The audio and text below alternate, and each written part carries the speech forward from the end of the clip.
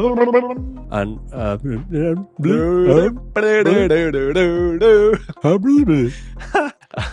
you have to delete all of these scenes.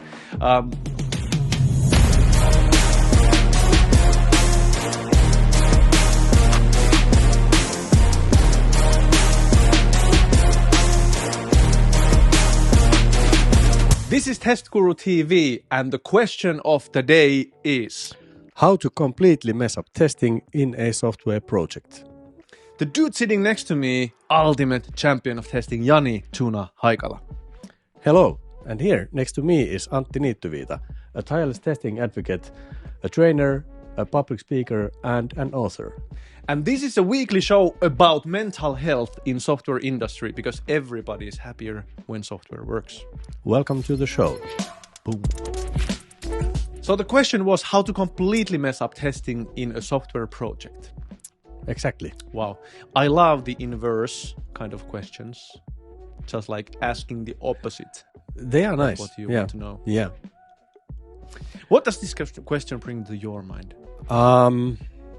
Yeah, I mean, first I think about my own career and how have I messed up things during my career. Oh, there's maybe a few times. That's plenty of occasions. It might have happened a couple of times. Yeah, that's true. Yeah, that was actually a great take. I didn't think about my mess ups. I was thinking about everybody else's mess ups. Yeah, but that's a better point of view to start with. Yeah. I mean, obviously there's quite a lot of options to choose from. Yeah. So now the question is how to sort of bring out a few ideas. Yeah, I have first one. Okay. And this is actually comes back to my first impression on the question, because when you reflexively or reactively, when you immediately default to blaming others, blaming the circumstances, blaming your colleagues, blaming the project budget and the resources for even the small problems, I'm pretty sure that that's a way to mess up the culture in the team, and that's a surefire way to mess up the project in some way with testing. So immediately blaming others for any small problem, I would say. Sounds yeah. So, yeah. Guilty as charged. So so maybe my first own experience would be actually from the very, very first assignments that I've actually had. My own responsibility on testing some small software product. The way things went that time was that I got a specification from the coder who did the module, and then I just sort of read through the specification, tested whatever was mentioned in the specification, reported maybe a few bugs, and then once those were fixed, I said it's ready for production. Yeah, that sounds to me that you did the right thing as a tester.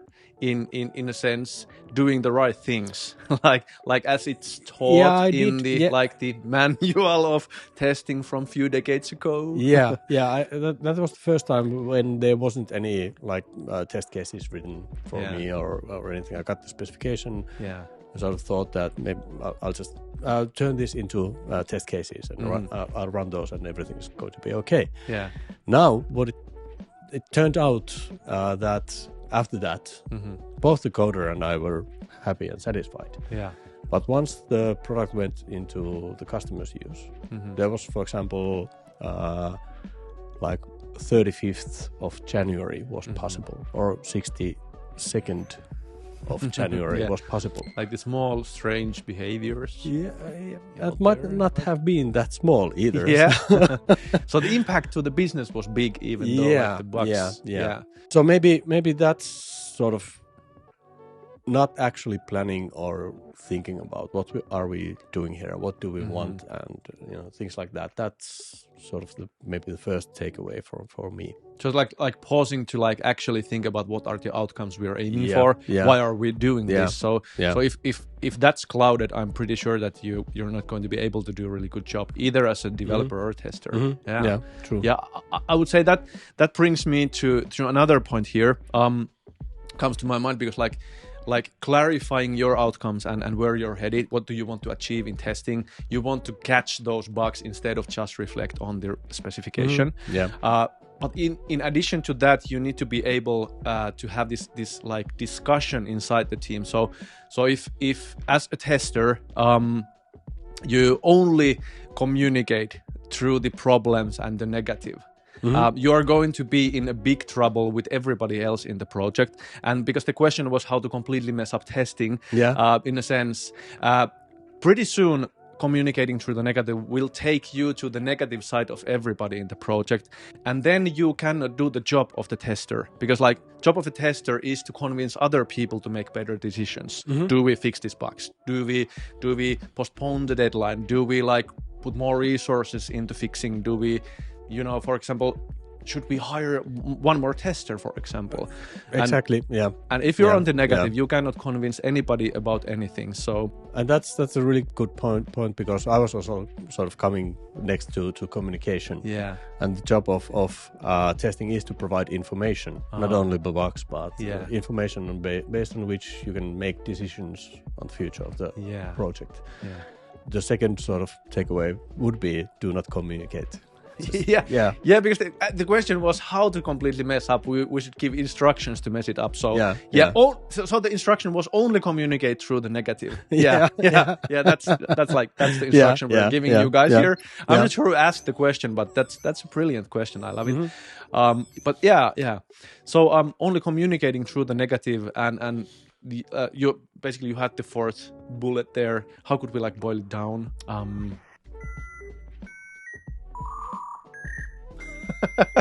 Fourth? You were discussing about the communication as well. I have no idea where to take this conversation now. This is the Friday. This is the first shoot of the day, and I'm even thinking about like reshooting all of it. Hey, quick break, my friends. If you want to be a Test Guru insider and get the new episodes from my inbox to yours at least a week before everybody else does, and you want to join us in the studio for future shooting sessions and live seminars, navigate yourself to prove.guru/insiders. Prove.guru/insiders. So if we quickly recap like the first three ideas, I would say always blame others and the circumstances for your problems, and never review what you're doing. Then the second one would be never pause to plan, and never think about what you are aiming for and why you're doing the testing. And then the third one would be always communicate through the negative. And then, of course, there are the obvious things that come to my mind, like, always have too little time and budget for testing. Whenever your testers want to like educate or train themselves, never reserve time for that. So always push something more on their table. It's like it always boils down to time management and resources in messing up testing. One way or another.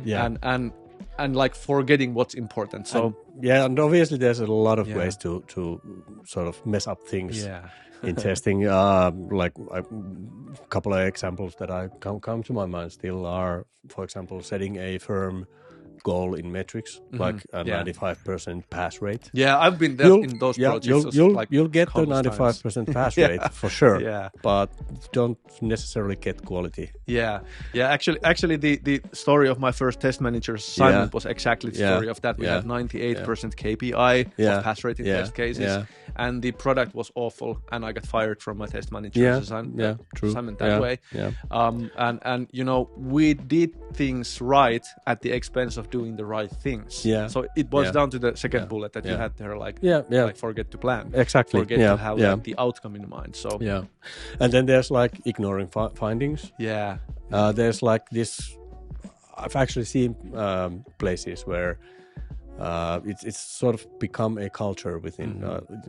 When you're coming in as a new tester, you report something. No, that it's been like that always. It's not going to be fixed. We don't really need to report those things, and then just not really caring anymore.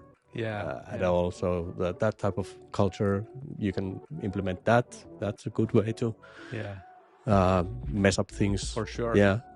And one of the biggest and hairiest obvious one here is just like don't do testing. So that's the way to completely mess it up. So just like tell everybody that you need to focus all of your time in developing the new features and forget about testing. So forgetting about it is the surefire way to like mess Absolutely. stuff Yeah. up. So, Yeah. yeah. Do you feel like we have answered the question, or at least touched some points of it? We have touched plenty of different areas at least. Yeah. So, hey, guys, if you feel like there is something that you want to bring up, please don't hesitate to use the comments field of the video.